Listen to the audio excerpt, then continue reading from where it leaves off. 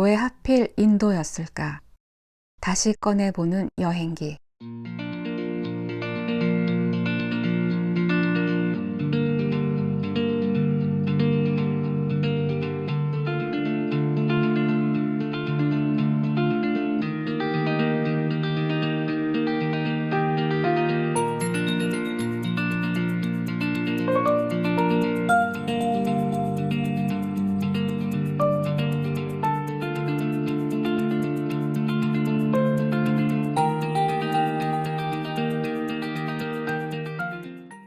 기차 칸에다 묶을 체인도 사오고 타임테이블도 사서 기차 시간 보는 법을 알아뒀지만 한 번도 타보지 못하다가 드디어 기차역에 룸메와 왔다. 기차 시간은 아직 몇 시간이나 남아서 우리는 웨이팅 룸에 들어왔는데 아잔타 사원을 보고 온 후라 그냥 앉아있어도 피로가 안 풀렸다. 웨이팅 룸에는 화장실과 간이 샤워 시설이 있었는데 깔끔한 룸메는 여기서도 샤워를 하겠다고 했다. 이때 우리가 들어올 때부터 계속 주시하며 뭐라 말하던 인도 할머니가 본격적으로 목소리를 더 높여 얘기를 하는데 여행 중에 이렇게 대놓고 현지어를 듣기는 처음이었다. 기차표만 있으면 이용할 수 있는 시설인데 뭐가 문제일까? 룸메는 무시하라며 샤워실로 향하고 난 혼자 남았다. 샤워하는 룸메를 두고 여길 나갈 수도 없고 할머니의 잔소리인지 욕인지 모를 소리를 그저 듣고 있자니 할머니도 지쳤는지 입을 다무시고 가져온 도시락을 드신다.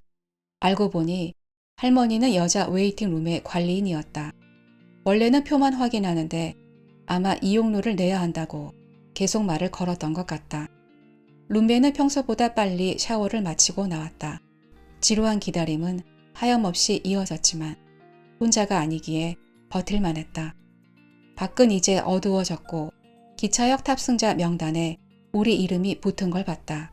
이게 뭐라고 이걸로 또 남은 지루함을 버텼다. 다행히 기차는 연착이 아니어서 제 시간에 왔지만 기차는 슬리핑 칸을 한참 지나쳐섰다. 다들 뛰기 시작하는데 난 왜 배낭을 어깨에 매지 않고 들고 있었을까? 배낭을 들고 뛰는 건 한계가 있었다. 그래도 온 힘을 다해 뛰어서 내가 탈 슬리핑 칸에 한 발을 올리려는 찰나 기차가 움직이기 시작하고 나는 다리에 힘이 빠졌다.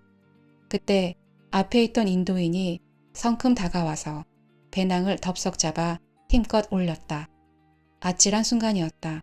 이럴 때 아무 슬리핑 칸이나 찾은 다음 좌석을 찾으라고도 하는데 슬리핑 칸이 중간에 없는 기차도 있고 중간 칸의 좌석 등급이 다르면 통행이 안 되는 기차도 있다. 제일 효과적일 것 같은 방법은 3등석만 피해서 일단 탄 다음에 다음 정류장에서 정차할 때 제 자리를 찾는 것이다.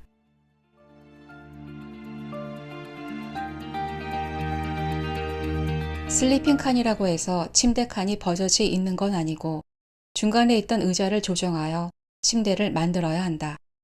그러면 타고 있는 슬리핑 칸의 의자가 2층 침대가 된다. 제일 윗칸이 안심도 되고 편하겠지만 요령이 있어야 한다. 인도는 밤이 무척 추우므로 침낭은 따로 들고 신발은 벗어서 동행이 없으면 자기 몸에 동요매고 동행이 있으면 올려달라고 한다. 오르기 전엔 아래칸 사람에게 폐가 안 가게 어디를 짚고 올라갈지 눈으로 봐두면 된다. 난 선배 여행자인 룸메 덕에 수월하게 올랐다. 어퍼칸에 올라선 드디어 누웠는데 이동하며 누적된 모든 여행 무게가 내려가는 것 같았다.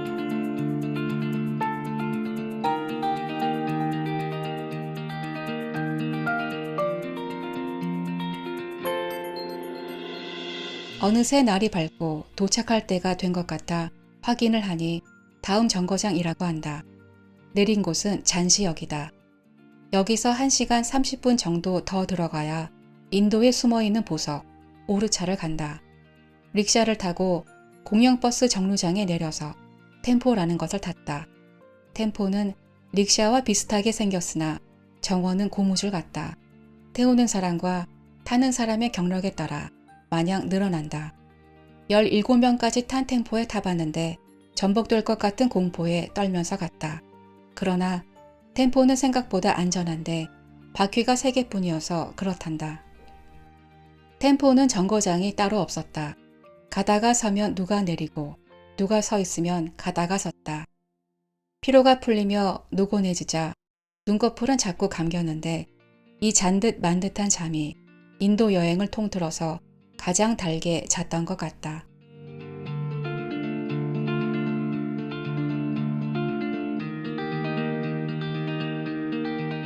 오르차로 오기 전 추천받은 숙소의 약도를 룸메가 보여줬는데 난 그때 뭐야 여길 찾아갈 수 있겠어? 라고 물었었다. 그때 룸메는 여기가 정말 길이 이렇대요 라고 말했다. 약도는 딱 이렇게 그려져 있었다. 일직선이 가로로 쭉 그려져 있고 끄트머리에 샛길이 위아래 있고 한쪽이 시장, 반대편엔 성, 약도 시작 부분의 입구가 그 반대편엔 숙소라고 표시돼 있었다. 그런데 땅거미가 질 무렵 마법의 성으로 들어가는 것 같은 아치 모양의 조그만 성문을 통과하자 마을 풍경이 나왔는데 정말로 길이 딱 약도처럼 생겼다. 추천받은 숙소는 방이 없었지만 발품을 팔아서 깨끗해 보이고 뜨거운 물도 나오는 숙소를 구했다. 우리가 묵을 2층에는 빨랫줄이 몇 개씩 걸려있는 널찍한 옥상에 테이블도 있었다. 건너편 쉬시마을 성도 아스라이 볼 수 있었다. 첫날 저녁은 오르차의 일성을 개조한 이 쉬시마할 호텔에서 먹었다. 저녁역. 밖에서 보는 고성의 레스토랑은 석양을 닮은 색상과 은은한 불빛으로 고혹적으로 보였으나 우아하게 식사를 즐길 수 있고 수준급이라 했던 요리 솜씨는 우리가 간 날엔 아니었나 보다.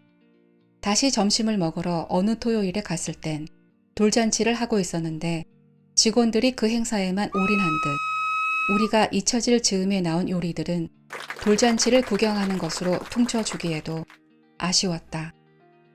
이때도 탄두리 치킨을 시켜봤는데 인도는 탄두리 치킨을 못하나 보다.